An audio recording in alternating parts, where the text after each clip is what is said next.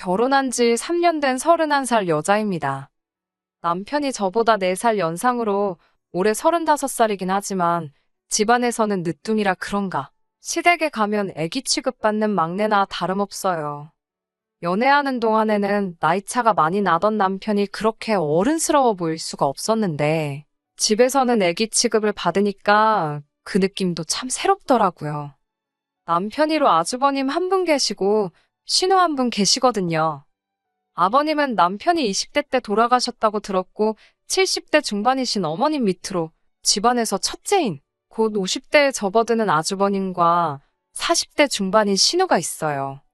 남편의 가족들을 처음 만났을 때는 시어머니도 시어머니겠지만 남편과 나이차가 있는 신우가 더 무섭고 불편했어요. 주변에서 이야기를 듣고 제 눈으로 직접 보고 하다 보면 보통 며느리 입장에서 신우나 시어머니와 갈등이 생기잖아요? 제 나이만큼 차이 나는 건 아니지만 남편보다 10살 많은 신우를 제가 감당이나 할 수 있을까? 결혼하기 전부터 걱정이 많았습니다. 그런데 오히려 그런 걱정이 무색할 정도로 신우와는 엄청 잘 지내고 있어요. 올해로 중학생 아이 둘 키우는 신우를 사실상 명절 같은 날 제외하고는 만날 일도 거의 없기도 하지만 그건 둘째 치더라도 형님이 참 좋은 분이시거든요. 신우도 시댁에 가면 자기도 똑같은 며느리라고 제가 느낄 고충을 이 집에서 제일 잘 이해해 줄 수 있는 건 남편도 아니고 어머님이나 아주버님도 아니고 바로 자신 아니겠냐고 해줬던 말이 기억나네요. 힘든 일 있으면 언제든지 어깨를 내어줄 테니 기대도 좋다고 하는 신우와는 결혼 후에도 자주 밖에서 따로 만날 정도로 가깝게 지내게 되었습니다. 아무튼 걱정했던 것보다 큰 문제는 없었지만 그렇다고 해서 아무런 어려움이 없던 건 아닙니다. 예상치도 못한 아주버님하고 갈등이 생기기 시작했거든요. 저도 들은 이야기라 자세한 내막까지는 모르고 사실 별로 궁금하지도 않아서 깊게 알려고 하지도 않았습니다만 아주버님은 결혼한 지 얼마 되지 않아서 아내 되셨던 분과 성격 차이로 이혼을 했다고 들었습니다. 아주버님이 결혼했을 때는 아버님도 살아계실 때라고 들었고 집안 첫째이기 때문에 없는 돈 털어서 신혼집도 마련해줬다고 들었어요. 아주버님이 이혼을 하고 난 뒤에는 그 집에서 혼자 살게 되었다는데 아버님이 돌아가시게 되면서 어머님이 아주버님 집으로 들어가게 되었고 시부모님 명의로 되어 있던 아파트가 남편 명의로 돌아가게 되었습니다. 저희가 결혼하면서 그 집에 그대로 신혼살림을 차리게 되었고요. 제가 모아놓은 돈으로 혼수와 리모델링을 했는데도 돈이 많이 남았어요. 결혼을 하게 되면서 집 명의는 공동명의로 한다는 이야기가 오고 가게 되었고 그런데 거기서 아주버님이 난리를 피우게 되었습니다. 아주버님이 그렇게 계산하면 안 된다고 하면서 공동명의를 하려면 저도 그에 상응하는 금액을 가져와야 한다고 하더라고요. 아주버님이 어깃장 부리는 것도 아니고 충분히 이유가 있는 발언이라고 생각했습니다만 알고 보니 아주버님은 동생 결혼을 빌미로 제 욕심을 차리려던 거였어요. 그때 아주버님이 왜 이혼을 했는지 어느 정도 이해가 가더군요. 욕심 많고 제멋대로고 사람 무시하고 사사건건 참견하는 안 좋은 성격은 다 가지고 있었습니다. 아주버님은 신혼집 공동명의를 하는 조건으로 자기 앞으로 7천만 원짜리 외제차를 사오라고 당당하게 요구하더라고요. 예단하는 셈 칠하나요? 그 차를 해와도 집값 반내는 거보다 싸게 먹히는 거라면서 이 집에 며느리로 들어오고 싶으면 손도 안 대고 코 풀 생각 하지 말고 그에 상응하는 성의를 보이라고 하더라고요. 그게 아니면 공동명의는 꿈도 꾸지 말라고 하면서요. 남편도 나이차가 많은 형님이니까 조금 어렵기는 했는지 딱 잘라서 말을 해주진 못했어요. 다행이었던 건 어머님께서 네가 결혼하는 것도 아닌데 왜 나서서 뭘 해오라 마냐 하냐고 남편 대신 말을 해주더라고요. 신우도 거들면서 오빠도 웃긴다고 얘가 차를 사와야 되면 자기들 탈 차를 사오면 되는 거지. 둘이서 알아서 하기로 한 문제를 가지고 상의도 없이 이렇게 껴드는 게 무슨 경우냐고. 대놓고 저희 있는 데서 아주버님 면박을 주더라고요. 오빠가 차 끌고 갈 곳이 어디 있다고 외제차를 사오라고 하냐고 하면서 말입니다. 아주버님이 별다른 직장도 없이 어머님이 운영하시는 가게를 도와주고 있다는 사실을 그때 처음 알게 되었습니다. 어머님과 신우가 나서서 도와준 덕분에 결혼 전에 아주버님 타라고 7천만 원이나 하는 외제차를 사갈 필요는 없게 되었습니다만 그때부터 아주버님하고는 영 잘 지낼 수 없는 상황이 되었습니다. 문제는 어머님이 아주버님하고 같이 살고 있다는 부분이었어요. 만약에 아주버님 때문에 부부 사이에 갈등이나 문제가 생기거나 한다면 문제의 시작인 아주버님을 안 보고 지내면 가능한 부분이지만 아무래도 시어머니를 보러 가면 무조건 만날 수밖에 없는 사람이다 보니 그런 어려움이 따르더라고요. 거기에 일도 어머님 가게를 돕고 계시다 보니 가게로 찾아봬도 아주버님을 마주치는 건 당연한 일이었어요. 아주버님이 어머님 가게를 돕고 있기는 하지만 후계자 같은 성격으로 일하고 있는 건 아니었어요. 그렇다고 직원처럼 일하는 것도 아니었고요. 집에 있으면 아무것도 안 하고 집안 돈 축내면서 술 마시는 게 일이라고 하면서 어머님이 최소한 그런 짓거리는 못하고 다니게 어거지로 데리고 다니고 계신 거라는 느낌이 더 들었습니다. 가게에서 힘써야 하는 일 같은 거 있으면 도와주고 가끔 카운터 같은 거 봐주거나 간단한 심부름 정도만 하는 정도로 일을 하고 있었어요. 그렇다 보니 어머님도 아주버님한테 따로 월급은 주거나 하지 않으신다고 하더라고요. 돈 들고 있어봤자 술이나 퍼마시고 도박이나 하러 다닌다고 하면서 차라리 고양이한테 생선을 맡긴다고 하셨지요. 간단한 생활비나 용돈 같은 걸 어머님께 타쓰고 있다는 사실을 알게 되었는데 그 이야기를 들으니까 아주버님이 외제차를 요구하는 것 외에도 저희한테 뭐라도 하나 뜯어내려는 모습이 설명이 되더라고요. 신혼여행 다녀왔을 때 시댁 식구들 선물이라고 해서 이것저것 쇼핑해서 사간 적이 있습니다. 아주버님 선물도 당연히 준비했지요. 적당한 가격대의 준명품 브랜드 가죽 지갑이었는데 받고 나서 영 떨떠름해 보이는 표정 때문에 혹시 선물이 마음에 안 드나 싶었어요. 그런데 나중에 저한테 따로 말하기를 자기는 이런 선물 같은 거 사올 필요 없다고 말을 하길래 욕심이 많은 줄 알았는데 생각보다 무력이 없는가 보다. 내가 오해했구나 싶었어요. 그런데 그 생각을 뒤집어버리는 데는 단 5초도 걸리지 않았습니다. 말 끝나기가 무섭게 앞으로 어디 가서 자기 선물 사오려거든 앞으로는 돈으로 달라는 말을 하더라고요. 지갑이 좋으면 뭐하냐고 지갑에 넣고 다닐 돈도 없는데 하면서 자기가 남자라서 사회생활 하려면 현금 필요할 때가 많다고 하는데 어머님 가게 도와주는 게 일이면서 무슨 사회생활을 하려고 하는 건지는 도무지 생각해봐도 모르겠었지만 말이에요. 하지만 이런 식으로 선물을 대놓고 돈으로 달라고 하는 말은 애교로 봐줄 정도로 별것도 아닌 일이나 마찬가지였습니다. 언젠가는 어머님 댁에 찾아뵈었을 때 어머님이 잠깐 자리를 비우신 틈을 타서 저희를 붙잡고 말을 하더라고요. 자기한테 못해도 한 달에 저 100만 원, 남편이 100만 원에서 200만 원 정도는 보내는 게 도리 아니냐고요. 무슨 말을 하는 건가 했는데 저희가 시어머니 부양하는 문제 걱정할 것도 없이 결혼 생활을 유지하고 있는 게 자기가 어머님을 모시고 살고 있는 덕분 아니겠냐는 겁니다. 한술 더 떠서 어머님이 내 집에 얹혀 살고 있으니 아버님 돌아가셨을 때 저희가 살고 있는 집이 남편 명의로 돌아갈 수 있었던 거라고. 사실상 우리 결혼의 1등 공신은 자기나 마찬가지라는 거예요. 앞으로의 저희 결혼 생활이 얼마나 행복할지는 자기 손에 달려있는 거나 마찬가지라는 말을 하는데 어이가 없더라고요. 그 나이 먹도록 직장도 없고 어머님 밑에서 기생하고 있는데 어떻게 아무리 그림이 그렇다고 하더라도 어머님이 아주버님한테 얹혀 살고 있다는 표현을 할 수나 있는지 싶었습니다. 어머님은 모르게 하라는 말을 하길래 어머님 자리 돌아오시자마자 아주버님한테 그러면 보내라던 돈은 언제부터 보내드리면 되겠느냐 일부러 물어봤습니다. 당연히 어머님이 무슨 돈을 말하는 거냐고 반응하셨고 저는 제가 착각해서 실수했다는 것처럼 깜짝 놀라며 어머님은 모르고 계셨냐고 조금 여우처럼 어머님한테 아주버님이 꺼낸 돈 이야기를 그대로 전달했습니다. 어머님은 이야기 다 들으시고는 얼굴이 둥그락불그락 해지더니 이제는 돈 나올 구멍이 없으니까 지 동생한테 돈을 뜯어낸다고 하시며 저희가 있는데도 할 말 못할 말 다 꺼내시며 호통을 치셨습니다. 남편하고 제가 어머님한테 달라붙어서 뜯어말리긴 했는데 탈탈 털리고 있는 아주버님을 보고 있으니 솔직히 좀 쌤통이었어요. 아주버님은 항상 저희들 머리 꼭대기 위에 있다고 생각하고 있거든요. 하지만 그 행동의 수준이 뻔히 보였기에 항상 제 손바닥 안에 있었지요.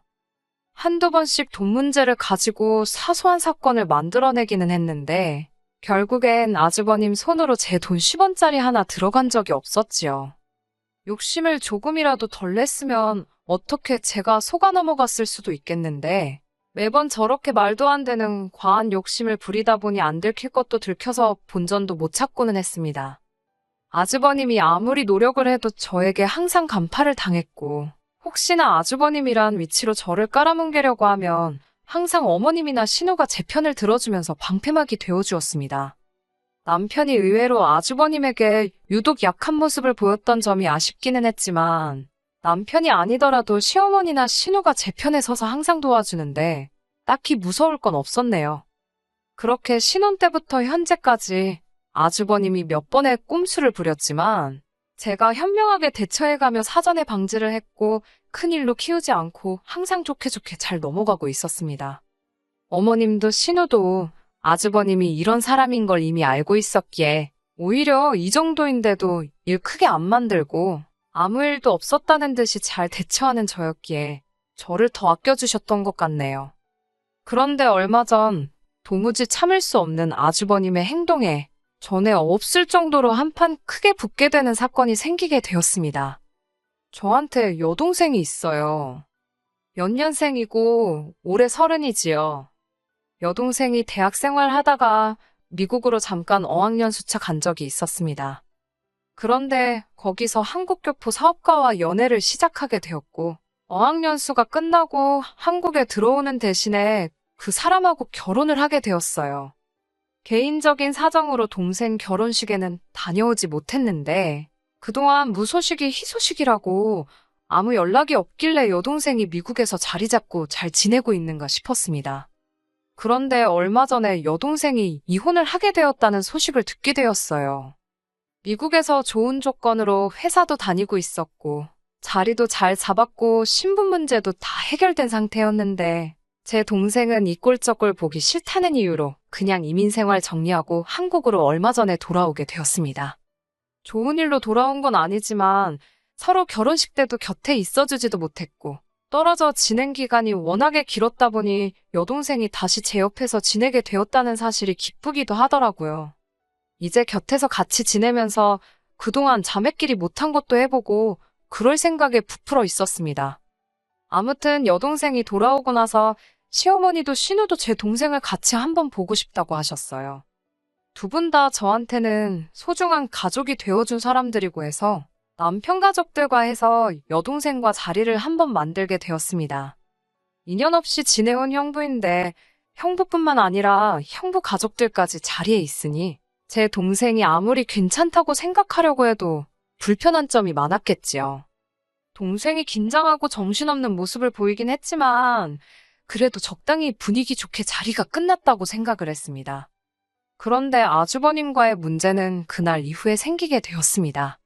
뜬금없이 아주버님한테서 전화가 와서 무슨 일인가 싶었어요. 번호는 알았지만 평소에 연락 한번 서로 나눠본 적이 없는 사람이었거든요.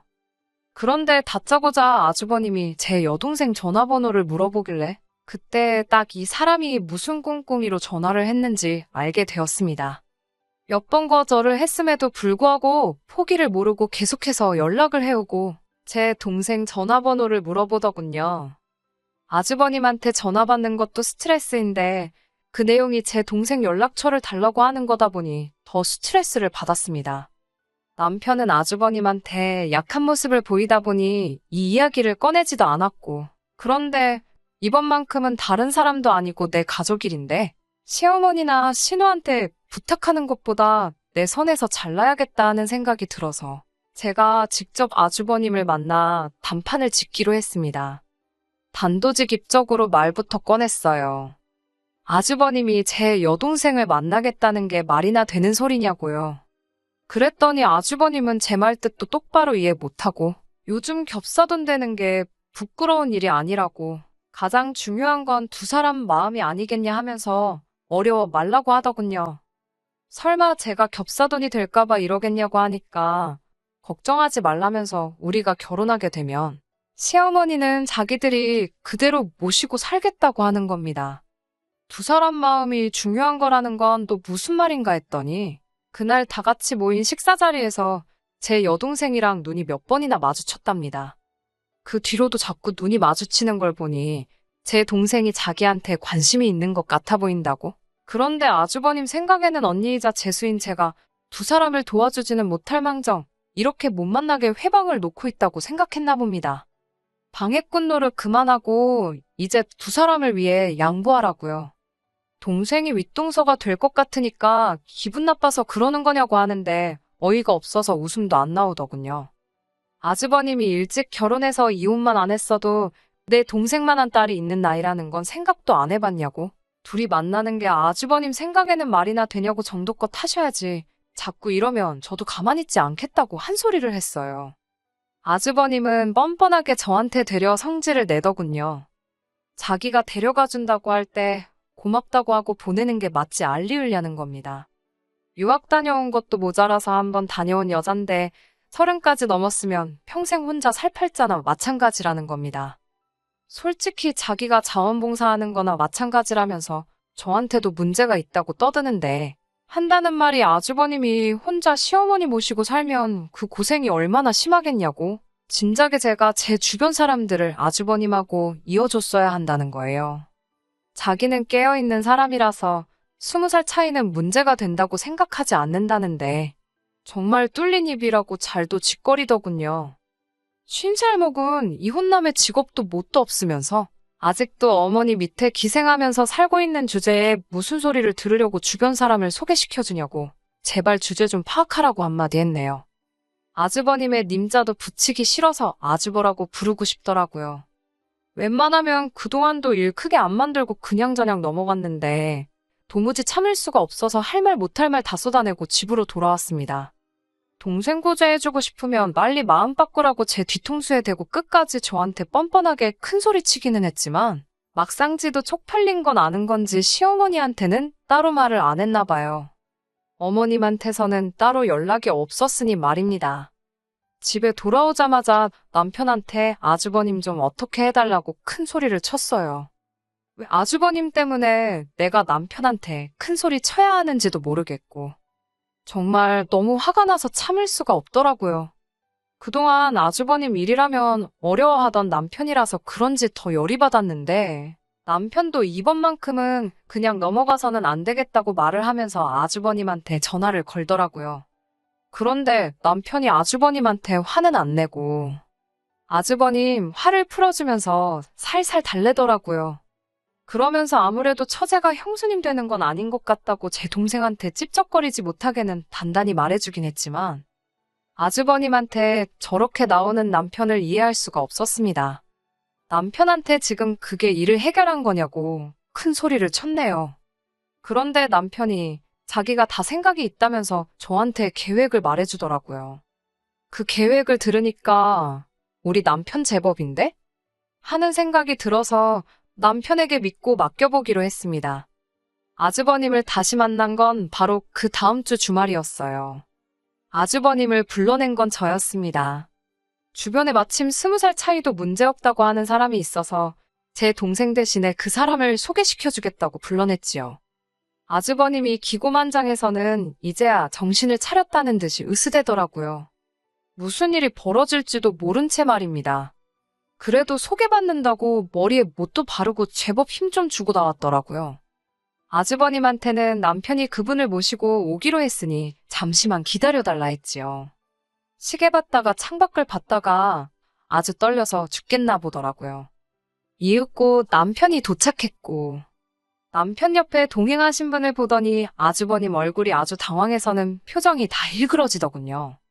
남편이 데리고 온 사람은 다른 사람이 아니라 시어머니의 절친한 고향 후배로 남편이 이모라고 부르고 따르는 분이셨으니까요. 남편은 아주버님한테 형님이 깨어있는 분이라 한번 다녀온 사람도 괜찮고 20살 차이 나는 사람도 문제가 없다고 하지 않으셨냐 하면서 좋은 자리 주선해봤으니 기회를 놓치지 말라고 했습니다. 애써 만든 자리니 잘 애보라고 말하고 저를 데리고 일어나서는 우리들은 이만 빠져주겠다고 하고 가게 밖으로 향했어요. 아주버님이 밖으로 나가는 저희를 따라 나와서는 상시옷 들어가는 욕을 하면서 저희를 불러세우더군요. 그런데 가게 밖에서 기다리고 있던 건 저희뿐만이 아니었어요. 시어머니와 신우도 같이 남편의 계획 아래 아주버님을 기다리고 있었습니다. 이미 어머님의 고향 후배분도 어머님도 신우도 남편의 계획 아래 아주버님이 저한테 무슨 짓을 했는지 다 알고 계셨고 고향 후배분도 어머님 도와주는 일인데 뭐가 문제겠냐며 흔쾌히 남편의 계획에 동참을 해주셨어요. 아주버님은 시어머니를 마주치자마자 얼음이 돼서 아무 말도 못하더군요. 어머님은 곧장 아주버님 뺨싸다기를 올려치시면서 첫째라고 오냐오냐 키워준 내 잘못이다 하시고는 너 사람 되는 꼴 보기 전까지는 죽지도 않겠다 큰 소리를 치셨어요. 곧바로 네 스스로 밥 벌어먹고 살 수 있게 될 때까지는 집에 얼씬도 하지 말라고 집에서 챙겨나온 아주버님 짐가방을 던져줬습니다. 그 집이 아주버님이 결혼할 때 신혼집으로 받은 집이긴 하지만 아직까지도 어머님 명의로 되어 있었다고 하네요. 아주버님이 돈 흥청망청 쓰고 도박 때문에 이혼당한 걸 알고 있기 때문에 집 명의를 넘겨줬다간 그 집 날려먹는 건 시간 문제라고 생각해서 어머님 명의로 집을 유지하고 있었던 거예요. 그래도 자식이라고 불쌍하다 생각해서 먹고 살게는 해주고 있었는데 저대로 뒀더니 아주 곱비 풀린 망나니가 되었다며 제 여동생하고 결혼시켜달라고 우겼던 게 화근이 돼요. 이참에 크게 결심하고 아주버님을 집에서 내쫓아버리기로 결심하신 거예요. 집에 돌아와서 남편이 저에게 사과를 해왔습니다. 그동안 아주버님 때문에 제가 제일 고생했다는 건 알고 있다고. 아주버님이 안 좋은 길을 가는 걸 보면서 성인이 되어서인지 저렇게 안 되려고 자기는 나름대로 열심히 살았다고 합니다. 그런데 오히려 그 모습이 돌아가신 아버님께서 아주버님과 13살 차이 나는 동생인 남편을 두고 비교를 했다고 하네요. 그게 남편한테는 그동안 아주버님이 자기 때문에 마음고생을 했다 생각하여 아주버님 일에만 유독 마음이 약해져서 아무 소리도 내지 못하고 있었던 거라고 합니다. 그런데 자기가 아주버님한테 말 한마디 못할 때마다 고생하는 게 자기가 아닌 저라는 걸 이번 일로 깨닫게 되었다고. 두 번 다시 아주버님이 저에게 그 어떤 짓도 하지 못하게 자기가 책임지고 행동 똑바로 하겠다고 약속을 해주더군요. 어머님도 나중에 저에게 따로 사과를 해주셨고요. 아주버님은 한동안 짐가방만 들고 주변 아는 사람들 집에 돌아가면서 신세지면서 하루하루 연명하고 있다고 하네요. 어머님이 다시 아주버님을 받아줄 수도 있다고 생각하고 아주버님이 이번 일로 사람이 변할 거라고는 기대도 하지 않아요. 하지만 이제부터는 남편이 제대로 자기 할 일을 해준다고 약속을 했으니 아주버님이 돌아온다고 해도 걱정이 되지는 않네요. 끝까지 들어주셔서 감사합니다. 오늘의 사연은 여기까지입니다. 구독과 좋아요, 알람 설정 부탁드리고 더 좋은 사연으로 다시 찾아뵙겠습니다. 감사합니다.